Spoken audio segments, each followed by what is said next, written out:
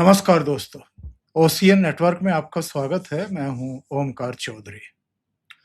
भारत की चुनाव व्यवस्था को लेकर के पिछले 1 डेढ़ साल से विपक्ष ने एक राजनीतिक प्रोपेगेंडा छेड़ रखा है। वोट चोरी हो गई, मतदाता सूची में गड़बड़ी हो गई, एसआईआर का विरोध करते रहे, बिहार में भी, बंगाल में भी, बाकी जगहों पर भी। चुनाव आयोग पर सवाल खड़े करने लगे, फिर मुख्य चुनाव आयुक्त को सीधे निशाने पर ले लिया। राहुल गांधी ने यहां तक कह दिया कि अगर आप लोग रिटायर भी हो जाएंगे और कहीं विदेश में भी जाकर के बस जाएंगे, तो आपके कॉलर पकड़ करके लाएंगे और उसके बाद आपको कटघरे में खड़ा करेंगे, आपको जेल के सिंकचों के पीछे डालेंगे। और राहुल गांधी के आरोप यहीं तक नहीं थमे थे। उन्होंने हरियाणा और महाराष्ट्र में भारतीय जनता पार्टी गलत तरीके से चुनाव जीती और चुनाव आयोग की भूमिका पर भी गंभीर सवाल उठाए। प्रधानमंत्री नरेंद्र मोदी की चुनावी वैधता को भी चुनौती देने वाले बयान दे डाले और ये कहा कि वोट चोरी करके प्रधानमंत्री बने हैं। लेकिन अब इस पूरे घटनाक्रम पर एक बेहद दिलचस्प घटनाक्रम हुआ है। अमेरिका के राष्ट्रपति डोनाल्ड ट्रंप ने भारत के मुख्य चुनाव आयुक्त ज्ञानेश कुमार का बाकायदा नाम लिया है और भारत की मतदाता पहचान व्यवस्था को अमेरिका के सामने एक उदाहरण के रूप में प्रस्तुत कर दिया है।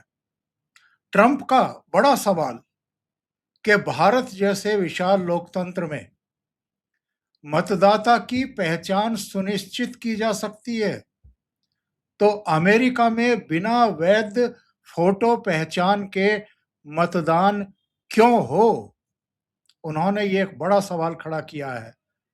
और इसके बाद तो जो भारत में उनके राजदूत हैं सर्जियो गोर, उन्होंने भी एक चित्र जारी किया है। पहले देखते हैं कि डोनाल्ड ट्रंप ने क्या कहा है। ये ट्रुथ पर उनका आप देख लीजिए क्या लिखा है। मैं इसका हिंदी रूपांतरण कर देता हूँ। इस महीने के शुरुआत में भारत के chief election commissioner Gyanesh Kumar ने हमारे एडमिनिस्ट्रेशन से पूछा, आप यूएस में बिना वैलिड फोटो आईडी के इलेक्शन कैसे करा सकते हैं? भारत के पिछले इलेक्शन में यानी 2024 लोकसभा चुनाव में 64 करोड़ मतदाता जिन्होंने वोट डाले, 1% से भी कम डाक मेल से वोट दिया गया, मेल से वोट दिया गया और हर एक वोटर के पास एक वैलिड फोटो आइडेंटिटी डॉक्यूमेंट होना चाहिए, यह सुनिश्चित किया गया। हमें अभी द सेव अमेरिका एक्ट पास करना होगा। राष्ट्रपति डोनाल्ड जे ट्रंप। और फिर सर्जियो गोर ने ये एक ट्वीट किया जिसमें लिखा, president Donald J Trump is absolutely correct. 646 million voters, every single one required an ID in India's last election. Congress could pass the Save America Act. और देखिए, जब वो कांग्रेस का नाम ले रहे हैं तो वो भारत की कांग्रेस का नाम नहीं ले रहे हैं। वहां पर सीनेट के सदस्यों को ही कांग्रेस कहा जाता है। पंकज जी, जितना नैरेटिव था विपक्ष का, राहुल गांधी, ममता बनर्जी, तेजस्वी यादव, सुप्रिया सुले से लेकर के तमाम लोगों ने यहां धमैया काट रखा था, बवाल काट रखा था। पार्लियामेंट नहीं चलने दी, बाहर हंगामे, वोट चोरी, एसआईआर का विरोध। अमेरिका जैसी सुपर पावर के राष्ट्रपति हमारे मुख्य चुनाव आयुक्त की प्रशंसा कर रहे हैं, हमारे चुनाव आयोग की प्रशंसा कर रहे हैं और एक सवाल खड़ा कर रहे हैं कि अमेरिका में वैलिड आईडी के बिना आखिर वोट क्यों दिया जा रहा है?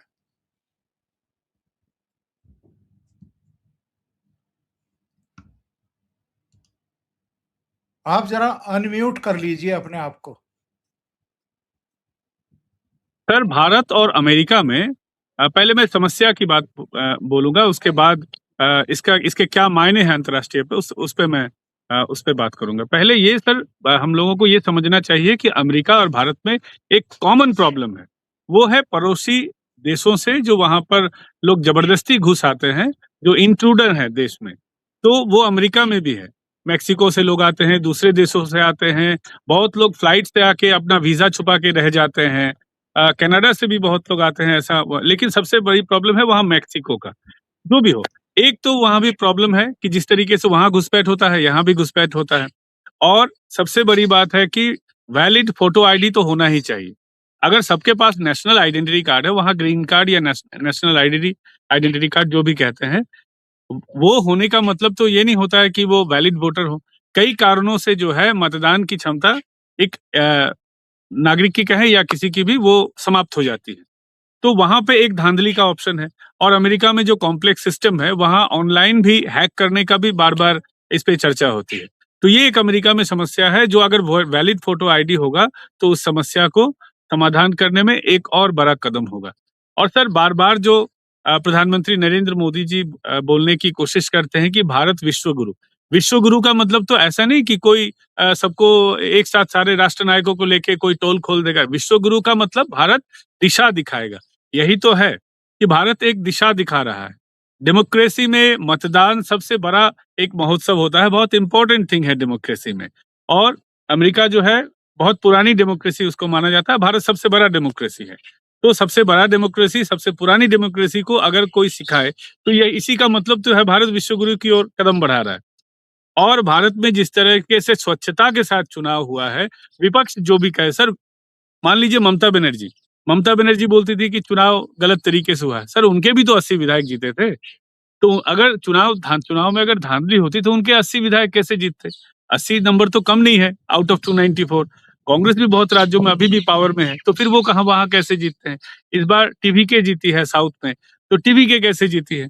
तो अगर मोदी जी चाहते तो हर जगह चुनाव को, अगर चुनाव हैक होता या चुनाव में धांधली होती, तो मोदी जी क्या साउथ की तमिलनाडु में इतनी जद्दोजहद हो रही है बीजेपी जीतने के लिए, वहां इतने प्रयास कर रहे, तो वो क्या वहां पे छोड़ देते क्या? तो वो विपक्ष का जो मुद्दा है वो तो बोलेंगे ही। लेकिन ये इस तरीके से इतने लोगों का स्वच्छता से चुनाव करवाना और अमेरिका को मानना, और सबसे बड़ी बात है सर, ट्रूथ सोशल में डोनाल्ड ट्रंप जी ने जो कहा है कि भारत के एक व्यक्ति ने उनसे कहा कि ऐसे कैसे चुनाव हो सकता है। इसका मतलब भारत आज अमेरिका को प्रश्न कर रहा है किसी भी मामले में। ये एक पॉजिटिव प्रश्न ही है, लेकिन भारत का ओहदा आप देखिए, जो भारत अमेरिका को सवाल कर सकता है। तो ट्रुथ सोशल में जो डोनाल्ड ट्रंप जी ने कहा है, उसके बहुत सारे मायने हैं। हम भारतीयों को इसका जो महत्व है उसको समझना चाहिए, और विपक्ष को तो सबसे ज्यादा समझना चाहिए। बिल्कुल सही बात आपने कही है। और देखिए, जी। जो एसआईआर को ये लोग चुनौती देते रहे हैं, एसआईआर है क्या? वो तो विशेष गहन पुनरीक्षण है मतदाता सूची का। और मतदाता सूची समय के साथ बदलती रहती है। एसआईआर पहली बार भी नहीं हुआ है हिंदुस्तान में या अलग राज्यों में। भाई, किसी मतदाता की अगर मृत्यु हो गई है, कोई अस्थायी रूप से अगर दूसरी जगह चला जाता है, या किसी का नाम एक से अधिक जगह दर्ज हो जाता है, रह जाता है, और नए युवा 18 साल की आयु पूरी करके मतदान के पात्र हो जाते हैं, किसी प्रविष्टि में नाम, पता, आयु या दूसरी जानकारी गलत है, तो मतदाता सूची को समय-समय पर अपडेट करना, ये चुनाव व्यवस्था का एक बिल्कुल नेचुरल पार्ट है, हिस्सा है। जी। और यही काम तो मुख्य चुनाव आयुक्त के नेतृत्व में चुनाव आयोग कर रहा था। अनुपस्थिति है, स्थानांतरण है, मृत है, दोहरी प्रविष्टि है, या विदेशी या अपात्र व्यक्ति मतदाता सूची में है, तो पंकज जी, वो नहीं दुरुस्त किया जाना चाहिए। सर, जरूर किया जाना चाहिए, और वो तो काम चल ही रहा है। बहुत अच्छी तरीके से काम चल रहा है, और काम चलने के बाद पता लगा है कि कौन कौन सी पार्टियां यहाँ धांधली करती है। सर, हम लोग पहले से यहाँ बंगाल में कम से कम बोलते रहे हैं कि ममता बनर्जी अपना मार्जिन जो है, हर पार्टी को वोट मिलता है, एक परसेंटेज होता है, लेकिन ममता बनर्जी जो अपना मार्जिन इतना बढ़ा चढ़ा के उनका जो मार्जिन होता था वो दिखाती थी और बोलती थी कि जनता हमें वोट देती है। आज पता चला है कि ममता बनर्जी का असली वोट कितना है। मैं अभी भी बोलूंगा सर कि इसके बाद का अगर चुनाव होगा तो एक्चुअली पता लगेगा। इस बार भी चूंकि वो पावर में थी तो 1% 2% इस बार भी टीएमसी ने अपना इन्फ्लुएंस वहां पे लगाया है, क्योंकि पुलिस व्यवस्था इधर से उधर किया गया था, लेकिन पुलिस व्यवस्था उनकी ही थी और जो डीएम एसपी वगैरह थे वो भी उनके ही लोग थे। हाँ, स्वच्छता से चुनाव तुलनात्मक रूप से ज्यादा हुआ है। तो सर सोचिए, एसआईआर होने के बाद हमें पता लगा, सबसे पहले एसआईआर का विरोध अगर किसी व्यक्ति ने किया था तो वो ममता बनर्जी थी। इसी के लिए उन्होंने विरोध किया था कि क्योंकि उनको तो पता था कि उन्होंने क्या करके रखा है, इसमें किस किस डिपार्टमेंट को उन्होंने इन्वॉल्व किया है। तो केंद्र सरकार को भी पता था कि बंगाल में क्या हो रहा था और मैं कहूंगा कि फिर भी उन्होंने सब्र दिखाया था, ममता बनर्जी को समय दिया था कि आप खुद से सुधार लें। लेकिन ममता बनर्जी इस मामले में तो सुधरने वाली चीज है नहीं। तो आज देखिए एसआईआर होने के बाद पता लगा है कि किस तरीके से धांधली होता था। मृत वोटर फैमिली जब रिक्वेस्ट करता था इलेक्शन कमीशन से कि मेरे इस परिवार के इस सदस्य का नाम हटा दीजिए, सालों दर साल उनके नाम रह जाते थे। जो ट्रांसफर हो गए थे उनके नाम रह जाते थे। बहुत सारे सर ऐसे लोग हैं जो सिर्फ डॉक्यूमेंट पे ही थे, उनका कोई अस्तित्व ही नहीं था और ये पूरा प्रक्रिया जो है सिस्टमेटिकली ममता बनर्जी की पार्टी ने यहाँ किया था। मैं मानता हूँ कि दूसरी पार्टियों ने भी अलग-अलग राज्यों में इसका फायदा कहीं न कहीं उठाया होगा। लेकिन बंगाल में जिस लेवल पर प्रातिष्ठानिक रूप से हुआ था, वो शायद ही किसी राज्य में हुआ हो। तो दूसरे राज्यों की जानकारी तो मुझे है नहीं कि वहाँ किन राज्यों में इस तरीके से होता था, इसलिए मैं नहीं बोलूँगा उस पे। लेकिन आज एसआईआर होने के बाद पता लगा है कि धांधली होता क्या है। बिहार में भी देखिए सर 55,000 से ज़्यादा नाम कटे हैं। यहाँ भी बहुत ज़्यादा, उससे बहुत ज़्यादा नाम कटे हैं, दूसरे राज्यों में भी कटेंगे और कहीं धांधली अगर नहीं भी हो प्रातिष्ठानिक रूप से, तो भी सर आपने जो कहा कि कुछ लोग with in the time span expire कर जाते हैं, मृत हो जाते हैं, तो उनका नाम रह जाता है। कुछ लोग यहाँ से वहाँ चले जाते हैं, कुछ गलत एंट्री भी हो जाता है, कहीं इस राज्य से उस राज्य में चले जाते हैं, वहाँ भी कहीं अगर कोई समस्या हो। और पहले जो होता था सर कि पूरा एक कंबाइंड सिस्टम नहीं था या मैनुअली काम होता था। तो मान लीजिए गुजरात के किसी व्यक्ति का जो वोटर आईडी का नंबर है, किसी कारणवश बंगाल के भी किसी आदमी के साथ वो मैच हो जाता था। तो ये पूरी प्रक्रिया का जो नए सिरे से उस प्रक्रिया पे जो काम हुआ है, एकदम स्वच्छ रूप से पूरे भारतवर्ष पे जो काम हुआ है, ये एक बहुत बड़ी बात है। और इसी बात को आज जो है अमेरिका भी समझ रहा है कि उनके भी सिस्टम में कहीं न कहीं प्रॉब्लम है। आज डोनाल्ड ट्रंप अमेरिका में पावर में है, फिर भी अगर वो बात कर रहे हैं तो कहीं न कहीं अमेरिका जो दुनिया की बहुत पुरानी डेमोक्रेसी है, उसमें भी कहीं न कहीं समस्या है, वो उसको मान रहे हैं। और भारत ने जो अच्छा काम किया वो उसको एक्सेप्ट कर रहे हैं। फिर भी आज देखिए सर विपक्ष को ये प्रॉब्लम लग रहा है।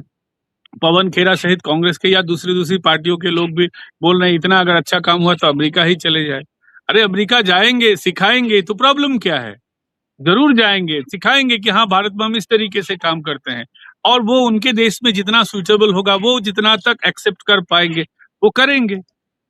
भारत में भी जो मान लीजिए कुछ नया काम अगर होता है, तो भारत में भी बहुत जगह हम भी दूसरे देशों से भी सीखते हैं। तो ये ग्लोबलाइज़ेशन के दौर में हर राष्ट्र दूसरे राष्ट्र के अच्छे काम से सीखता है। मान लीजिए डिफेंस सेक्टर में भी हम देखते हैं कहीं अगर वॉर चल रहा है, कहीं युद्ध हो रहा है, तो उस युद्ध में क्या गतिविधि है, उस युद्ध में कौन-सा नए हथियार इस्तेमाल किए जा रहे हैं, कौन-सा नया टेक्नीक इस्तेमाल हो रहा है, तो वो हमारे देश की मिलिट्री भी सीखती है। जॉइंट ऑपरेशन करके भी वो लोग सीखते हैं। तो कहीं अगर दूसरे देश में अच्छा काम हो रहा है और सबसे बड़ी बात है कि अपने देश में अगर अच्छा काम हो रहा है और दूसरे राष्ट्र नेता उसको सराह रहे हैं, तो कांग्रेस को इतनी क्यों प्रॉब्लम है? आप भी तो इसी देश की पार्टी हैं। जो जिस आदमी को सराहा जा रहा है वो भी तो आप ही के देश के लोग हैं। तो फिर अपने देश के लोगों से क्या बैर? फिर वो प्रोपेगेंडा कैसे सिरे चढ़ेगा जो ये करके यहाँ अराजकता पैदा करना चाहते हैं, नेपाल और बांग्लादेश बनाना चाहते हैं, यानी तख्ता पलट करना चाहते हैं और लेजिटिमेसी ना मिल जाए मोदी सरकार को, इसके लिए तमाम स्टैंस ले रहे हैं। यानी हम संसद की कार्रवाई में हिस्सा नहीं लेंगे, हम लाल किला की प्राचीर से होने वाले भाषण का भी हिस्सा नहीं बनेंगे, हमें इनका लेक्चर सुनने की ज़रूरत नहीं है। इस तरह की जो ये बातें कर रहे हैं, फिर तो उसकी सारे की हवा निकल जाएगी। ये तो एक एक एक बेस बनाना जी, चाहते हैं कि ये सरकार ही गलत तरीके से चुनी गई है और उसमें ये चुनाव आयोग पर भी निशाना साधते हैं, वो सारी संवैधानिक संस्थाओं को भी निशाना बनाते हैं। अब आप देखिए, आपने अभी उल्लेख किया पवन खेड़ा का। ये हेडलाइन मैं दिखा रहा हूँ दर्शकों को, प्लीज ज्ञानेश कुमार को अमेरिका ले जाइए। ट्रंप ने भारतीय चुनाव प्रणाली की तारीफ की तो पवन खेड़ा ने कसा तंज। और ये यही नहीं रुके, इन्होंने क्या कहा है? इन्होंने कहा है कि हम अपनी ईवीएम भी अगली उपलब्ध फ्लाइट से आपको भेज देंगे। Who are you? आप होते कौन हैं अगली फ्लाइट से ईवीएम अमेरिका को भेजने वाले? आपको ये पावर किसने दी है? आप विपक्ष में रहते हुए इतना बड़ा ठेका लिए बैठे हैं। और देखिए, आज इसलिए चिढ़े हुए हैं अमेरिका के राष्ट्रपति से कि उन्होंने केवल तारीफ नहीं की है ज्ञानेश कुमार की, अपने यहाँ कांग्रेस से, सीनेट से ये कहा है कि जो अमेरिका को बचाने का एक्ट है, उसको पास करने का समय आ गया है, उसको पास कराइए। ये वही डोनाल्ड ट्रंप है जिन्होंने एक बार जल भुन करके मोदी जी को चिढ़ाने के लिए हमारे यहाँ की इकोनॉमी को डेड इकोनॉमी बता दिया था। तो राहुल गांधी ने संसद परिसर में खड़े होकर के डोनाल्ड ट्रंप की तारीफ करना शुरू कर दिया था कि आप लोगों को पता नहीं है कि हमारी इकोनॉमी डेड इकोनॉमी है। आज उसी डोनाल्ड ट्रंप से चिढ़ करके ये किस तरह के बयान देने पर आमादा हो गए हैं। सर, इससे पहले भी जब ट्रंप जी साहब ने टैरिफ लगाया था तब भी बहुत खुश हुए थे। वो व्यंग कर रहे थे, तंज कस रहे कि देखिए मोदी जी तो जादू की झप्पी लेते हैं, लेकिन रिटर्न में अमेरिका क्या उनको वापस देता है। तो सर, जो नैरेटिव इनको सूट करता है उस तरीके से ये रिएक्ट करते हैं। सर, 15 साल हो गए, 15 साल कांग्रेस सत्ता में नहीं है। अब उनका धैर्य सर जवाब दे रहा है। इसलिए योगेंद्र यादव कहते नजर आते हैं कि अब चुनाव से नहीं, सड़क से निर्णय लिया जाएगा, रास्ते से लोग निर्णय लेंगे, लोग रैली से निर्णय लेंगे, तो कानून को नहीं मानेंगे। ये यही दर्शाता है कि अब उनका धैर्य जवाब दे रहा है, क्योंकि चुनाव से वो जीत नहीं पा रहे हैं। हर बार चुनाव में उनका नैरेटिव कहीं न कहीं उनका नैरेटिव कमजोर पड़ रहा है। उनका जो पुराना फॉर्मूला है, जो हम तुष्टीकरण की राजनीति या एसटी, एसटी, ओबीसी जो अलग-अलग जातियाँ हैं, जातिवाद की राजनीति, अब भारत के लोग इससे ऊपर उठना चाह रहे हैं। तो वही पुराना फॉर्मूला, आप एक दवाई कब तक इस्तेमाल करेंगे? दवाई भी तो सर अपग्रेड होता है टाइम टू टाइम, लेकिन वो अपनी पॉलिटिक्स को अपग्रेड नहीं कर पा रहे हैं। और मोदी जी हर बार चुनाव में एक नया जो है नैरेटिव लेके आते हैं। पूरा सिस्टम बीजेपी के लिए काम करता है। मैं पार्टी की बात कर रहा हूँ। और मान लीजिए कि अगर देश में क्या-क्या समस्या है, हर समस्या को मोदी जी एड्रेस कर रहे हैं। अर्थव्यवस्था में क्या-क्या चैलेंजेस है, हमारे मिलिट्री सिस्टम में क्या-क्या प्रॉब्लम है या किसको किस तरीके से अपग्रेड कर सकते हैं, सिक्योरिटी में क्या-क्या चैलेंजेस है, इंटरनल एंड एक्सटर्नल बोथ, तो हर चीज को मोदी जी एड्रेस करते हैं। लेकिन ऐसा नहीं है कि भारत में समस्याएं नहीं है, लेकिन उन समस्याओं को कहीं न कहीं मैं मानता हूँ कि राहुल गांधी जी पकड़ नहीं पा रहे। राहुल गांधी जी जो है हमेशा जो है ऊपर-ऊपर की बात करते हैं, वो अंदर-अंदर की बात करते ही नहीं है, और उनका पुराना वही फॉर्मूला उसको यूज कर रहे हैं। मान लीजिए अगर देश में अगर कुछ भी हो रहा है, सिर्फ उसको अपोज करना है। उसमें अगर कोई खामियां है तो उस पे आप आलोचना कीजिए, उसको कैसे बेटर कर सकते हैं आप, उसको संसद से पास करवाइए, फिर क्रेडिट लीजिए कि हमने संसद से ये पास करवाया। आप सिर्फ अपोज करेंगे, गाली देंगे, रास्ते पे जाके लोगों को भड़काऊ भाषण देंगे, राष्ट्रगीत का अपमान करेंगे। सर, देश के लोग, ये तो जरूर है कि देश के सब ज्यादातर लोग तो देशभक्ति होंगे। हमेशा जो बैड एलिमेंट होते हैं वो संख्या में कम होते हैं। तो उनको ये समझना चाहिए कि 2-3 दिन पहले भी उन्होंने जो कांड किया है उससे उनकी छवि खराब हुई है या अच्छी हुई है। और आज अगर ज्ञानेश कुमार की प्रशंसा हो रही है तो ज्ञानेश कुमार भी भारतीय हैं, आप भी भारतीय हैं, आप भी भारत के लिए, भारत के लोगों के लिए राजनीति करते हैं। लेकिन अगर आप उस पर तंज कसेंगे और भारत की प्रशंसा अगर करता है तो उसको बुरा भला बोलेंगे, आप देश के बाहर जाएंगे तो आप डेड इकोनॉमी बोलेंगे, यहाँ के और एक लीडर है ममता बनर्जी, अभी तो क्या ही बोले, वो तो एक इलाके की भी लीडर नहीं रही है, लेकिन 2 महीने 3 महीने पहले तक की थी। सर उन्होंने तो ये कह दिया था कि जो दाऊद इब्राहिम है वो बुरा इंसान नहीं है, he is not a criminal. उन्होंने भी कहा था कि जब केलॉग कॉलेज में जब लंदन सफर में वो गई थी लास्ट टाइम, तो उस समय भी उन्होंने कहा था कि भारत की अर्थव्यवस्था को लेके उन्होंने भी ये तंज कसा था कि जब उनसे एक पत्रकार ने पूछा कि भारत की इकोनॉमी इतने अच्छी तरीके से ग्रो कर रही है, तो उन्होंने कहा था कि आई डोंट एग्री। तो ये भारत को बदनाम करने के लिए इस तरीके का आचरण करते हैं कि लगता है कि भारत की पार्टी है ही नहीं। लगता है कि बांग्लादेश की कोई रेडिकल पार्टी है या पाकिस्तान की कोई पार्टी है। मुझे तो लगता है कि वो खुद को बीएनपी की तरह सोचते हैं या पाकिस्तान की कोई भी अगर पार्टी है उस तरीके से वो सोचते हैं। उनकी जो मुस्लिम लीग है या वगैरह-वगैरह कोई तहरीक-ए-तालिबान या कोई कुछ कुछ भी वहाँ की भी पार्टी हो, उस तरीके से वो रिएक्ट करते हैं। लगता ही नहीं कि वो भारत की पार्टी है। इस इश्यू पे देश के अंदर कैसे रिएक्ट करना है, देश के बाहर कैसे रिएक्ट करना है, किस इश्यू पे सरकार के साथ चलना है, किस इश्यू पे सरकार के खिलाफ बोलना है, ये जो फ़र्क है, ये फ़र्क ही उनको समझ में नहीं आ रहा। एक विपक्ष के नेता अटल जी भी थे, कम से कम उनसे तो सीख ले राहुल गांधी कि विपक्ष के नेता को कैसे आचरण करना चाहिए। वैसे अच्छा ही है उनके सर, जितना जैसा दिन ये ऐसे करेंगे उतना ही दिन देश की अर्थव्यवस्था कह लीजिए या देश के लिए भला है कि ऐसे लोग कम से कम प्रशासन में नहीं है। वरना तो हम लोगों ने तो देखा ही है कांग्रेस के टाइम में किस तरीके से स्कैम होता था। अटल बिहारी वाजपेयी जैसा अनुभव कहाँ से लेकर के आएँगे? देखिए, इनकी जो कुछ बातें हैं, उन पर आते हैं ज़रा। पूरा चुनाव चोरी कर लिया गया। सरकार गलत तरीके से बन गई। भाजपा चुनाव वास्तव में जीती ही नहीं। प्रधानमंत्री चोरी के वोट से प्रधानमंत्री बने। इतने सीरियस एलिगेशन। अच्छा, इन्होंने 3 राज्यों की बात उठाई। जी। कर्नाटक की महादेवपुरा विधानसभा सीट से जुड़े हुए आंकड़े लेकर के आ गए। हरियाणा को लेकर के तो बहुत ही गंभीर आरोप लगा दिए। करीब 25 सीटों पर गंभीर आरोप लगाए। महाराष्ट्र चुनाव प्रक्रिया पर सवाल खड़े कर दिए।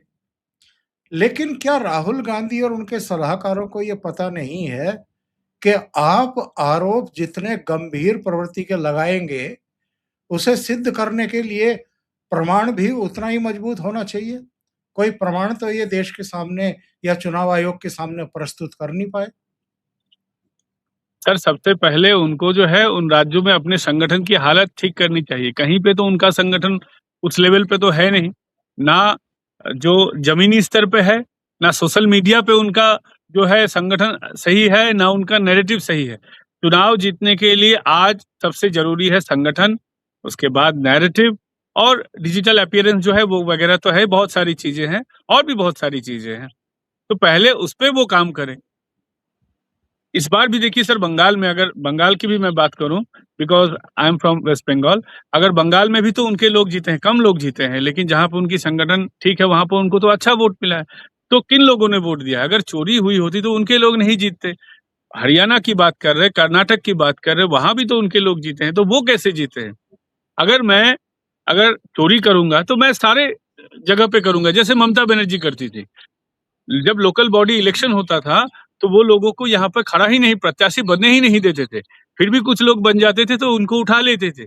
अगर वो भी हो जाता था तो पूरा इलेक्शन प्रोसेस ही सुबह 10 बजे तक ही बोल देते थे, "आज सबका वोट डल गया है, आप लोग घर जाइए, बैठ के चिकन बिरयानी खाइए, हम लोग पैसा देते हैं। आपको दवा, दारू, मटन बिरयानी पैसा जो लगेगा घर पे पहुँचा देते हैं, आप घर पे बैठे रहिए।"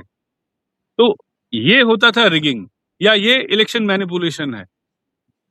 इस बार भी अगर केंद्र सरकार ने चाहा है कहीं भी इलेक्शन सही रूप से हो, तो वहाँ तो मीडिया के कैमरे थे। आप इलेक्शन हो जाने के बाद बता रहे हैं कि यहाँ-यहाँ धांधली हुई है साहब। तो वहाँ आपका संगठन नहीं था, जब धांधली हो रही थी तब आपको पता नहीं था। आप कहीं-कहीं से पिक करके बता रहे हैं, जहाँ-जहाँ आपको वोट नहीं मिला है, वहाँ उस विधानसभा को पिक करके आप बता रहे हैं कि यहाँ-यहाँ चोरी हुई है। चोरी हुई है तो किस प्रकार हुई है वो बताइए। सिर्फ डेटा वो मैन्युफैक्चर्ड डेटा दिखा के आप मत बताइए।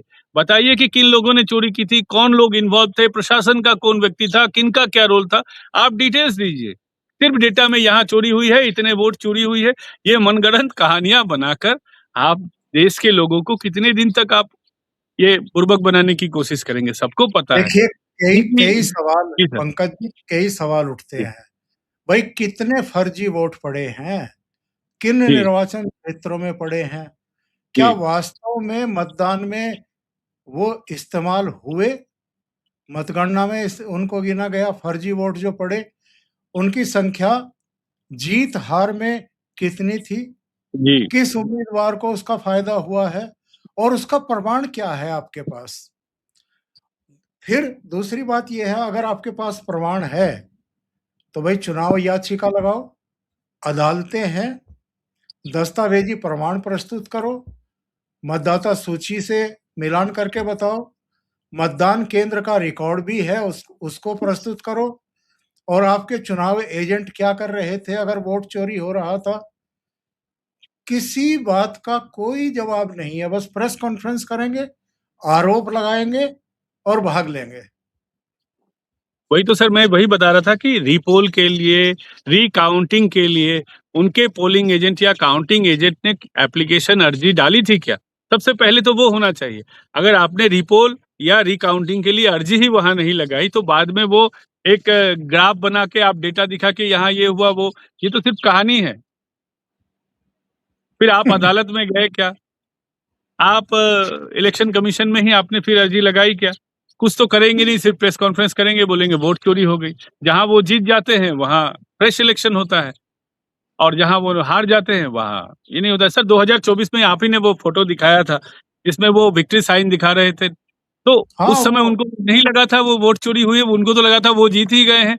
वो तो वो 272 फ़ोटो नहीं आया है वो तो फ़ो वो जी। फ़ोटो मेरे पास हमेशा रहता है। जी, यही फ़ोटो सर, आप ही ने पहली बार मुझे दिखाया था, तो वो मुझे याद है। तो जब ये फ़ोटो वो चला रहे थे, तब उनको वोट चोरी की याद नहीं आई थी।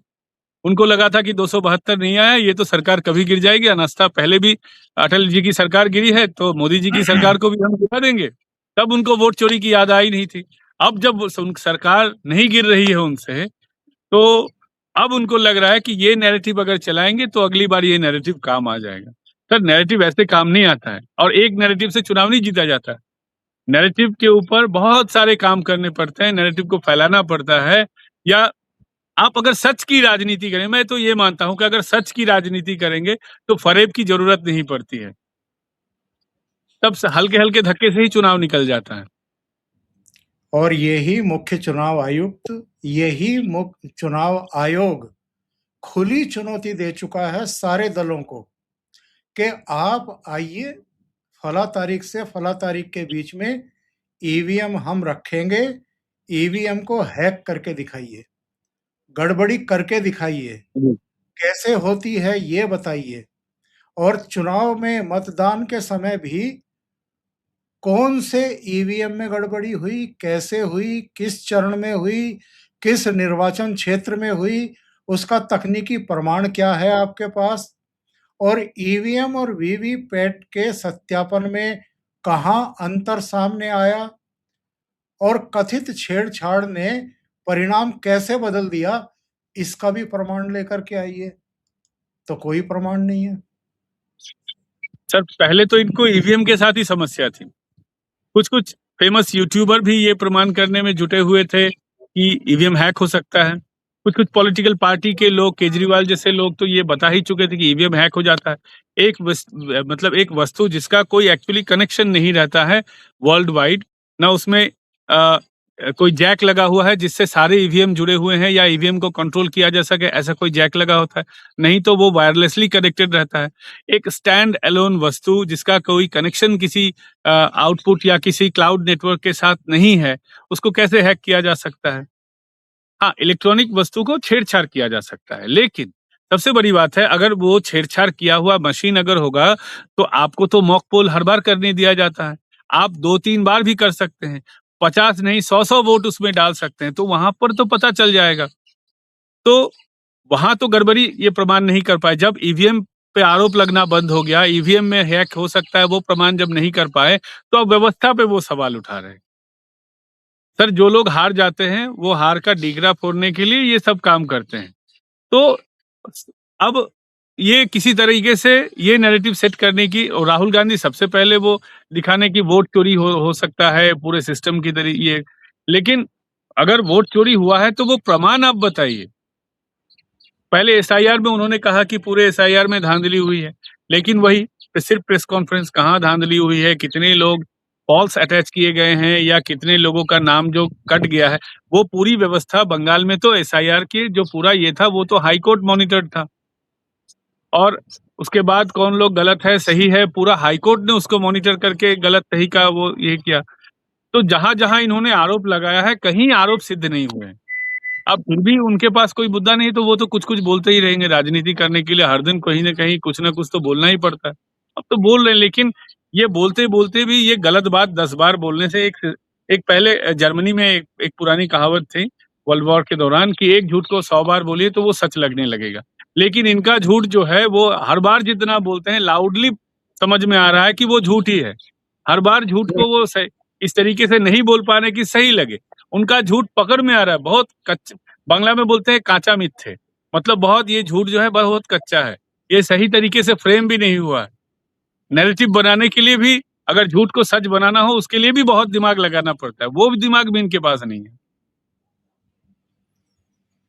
और डोनाल्ड ट्रंप के सिर्फ एक ट्वीट ने इनके सारे नैरेटिव की हवा धज्जियाँ निकाल उड़ा कर दी। के रख दी है।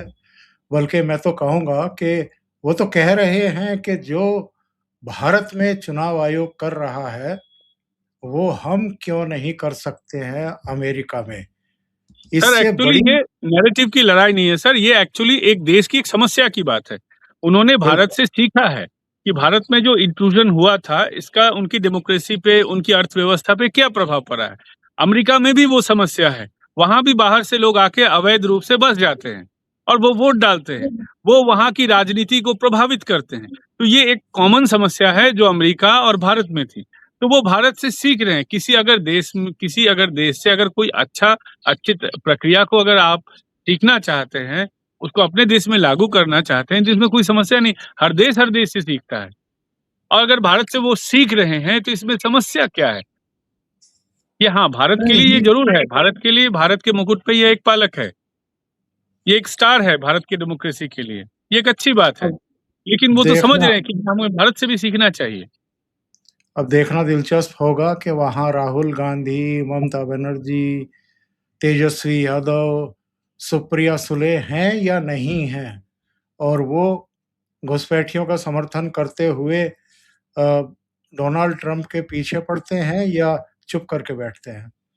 बहुत-बहुत धन्यवाद पंकज जी, आपका जुड़ने के लिए, इतना समय निकालने के लिए और महत्वपूर्ण मुद्दे पर चर्चा करने के लिए।